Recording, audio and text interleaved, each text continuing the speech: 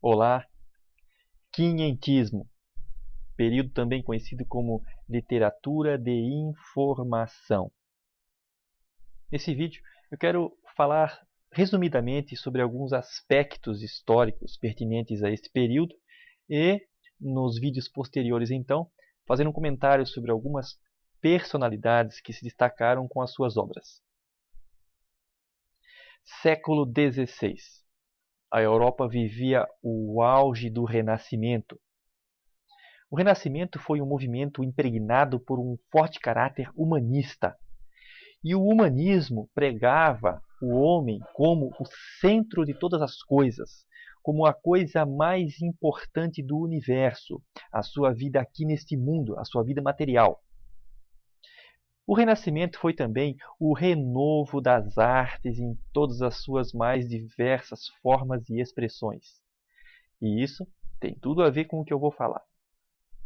Nesse período, a Europa experimentava também um grande impulso comercial em razão das produções em larga escala de manufaturados e das relações exteriores, mais especificamente as relações comerciais. Em vista disso, esses países começaram a preocupar-se com o alargamento, com a expansão das suas fronteiras, com maior conquista territorial, a fim de que pudessem fortalecer a sua economia e o seu comércio, preocupadas com a competitividade. Portugal era um desses países que também começou a preocupar-se com maiores conquistas materiais, territoriais e financeiras. Foi essa preocupação que deu origem, então, a uma época de grandes e arriscadas navegações. A descoberta do Brasil, por exemplo, foi consequência de uma dessas empreitadas marítimas.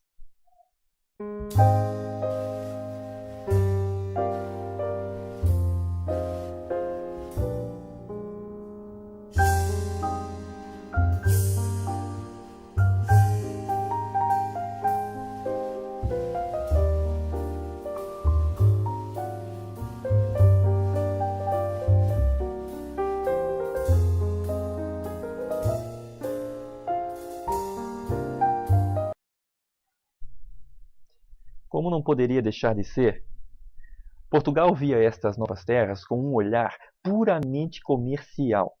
Estava interessado apenas nas possibilidades econômicas que estas novas terras poderiam lhe proporcionar, lhe oferecer. Foi em função deste objetivo que iniciou-se a exploração da madeira e dos minerais que aqui existiam. De início, para que essa exploração pudesse acontecer na prática, pudesse se realizar de fato, foi utilizada a mão de obra escrava indígena. Mas havia um problema. Para que esses milhares de índios pudessem trabalhar sem oferecer resistência, eles precisariam ser, então, domesticados. Em função disso, foram introduzidas algumas personalidades religiosas aqui no Brasil. Essas personalidades tiveram um papel extremamente importante, tanto de ordem social como econômica. A função, a missão dessas pessoas, desses religiosos, era catequizar, doutrinar esses milhares de índios, convertê-los à fé católica, fazê-los abandonar sua cultura a fim de que trabalhassem bem. Esse ofício religioso começou então a produzir uma série de atividades culturais aqui no Brasil. Eles se utilizaram, por exemplo, de material pedagógico impresso e do próprio teatro. Uma vez desencadeadas essas atividades culturais, nunca mais pararam. Percebe-se, então, que o ofício desses religiosos tornou-se uma atividade social constante, mas sempre atrelada a objetivos econômicos. É por isso que nós não podemos estudar a nossa produção literária sem levarmos em conta os diversos fatores históricos que foram se sucedendo ao longo da linha do tempo.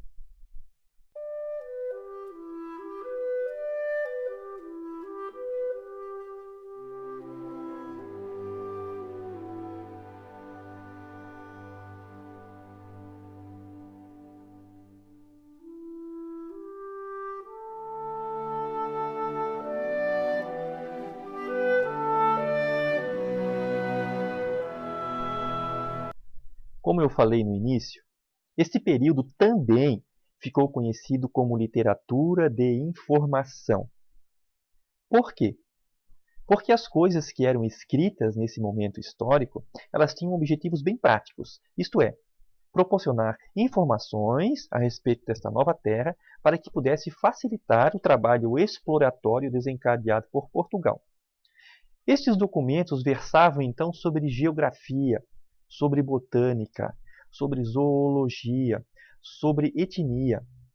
Eles descreviam as características desta nova terra, a sua vegetação, o seu solo, os seus rios, também como era o povo que habitava estas terras, no caso os indígenas, a sua cultura, o seu modo de vida, a sua culinária, o seu temperamento. Para isso foram elaborados tratados geográficos, relatórios, estudos, crônicas de viagem. É por isso que nós não podemos considerar o material produzido nesta época de arte literária, mas sim, como concluíram alguns estudiosos do assunto, de manifestações literárias. Porque esses conteúdos, eles não tinham feições artísticas, ficção, mas sim estritamente informativas.